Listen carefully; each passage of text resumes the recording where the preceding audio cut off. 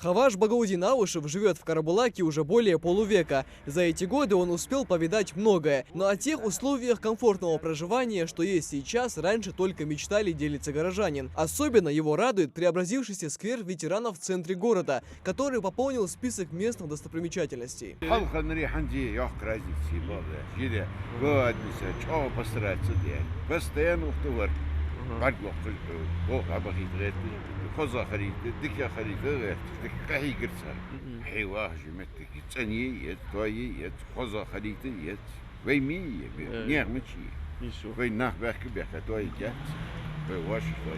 Реконструкцию зоны отдыха завершили этим летом. В центре красивый фонтан, а неподалеку детская игровая площадка. По всему периметру установили ограждение и благоустроили территорию зоны отдыха, высадив саженцы. Провели освещение, новые скамейки на каждом шагу. В общем, все для приятного досуга. Итогом реализации программы формирования комфортной городской среды этот сквер был реконструирован полностью, то есть говорить о том, что он был благоустроен, наверное, неправильно. Он сделан буквально с нуля, потому что был в очень плачевном состоянии, запущенном. Жители, я думаю, довольны. И здесь близлежащие дома, и вокруг все выходят. И посидеть можно вечером в теплое время года. И для детей очень большой подарок, я думаю, вот эта вот новая площадка игровая. Нельзя не отметить реконструкцию дороги по улице Толстого. В рамках реализации программы «Комфортная городская среда» наибольший акцент при устройстве и благоустройстве территорий делают рядом с социально значимыми объектами. И эта трасса не стала исключением. Здесь мы видим за спиной у нас и школа, и детский сад.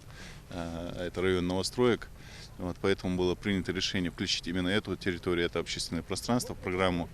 И здесь проведены работы по устройству асфальтового покрытия дороги. Как мы видим, устроен тротуар и сделано освещение. В рамках программы «Комфортная городская среда» также благоустроено несколько дворовых территорий. Открыты спортплощадки и отреконструированы отдельные участки дорог. Работа в этом направлении продолжит уже в следующем году с еще большим масштабом. Михаил Тангиев, Адам Далаков, Новости 24.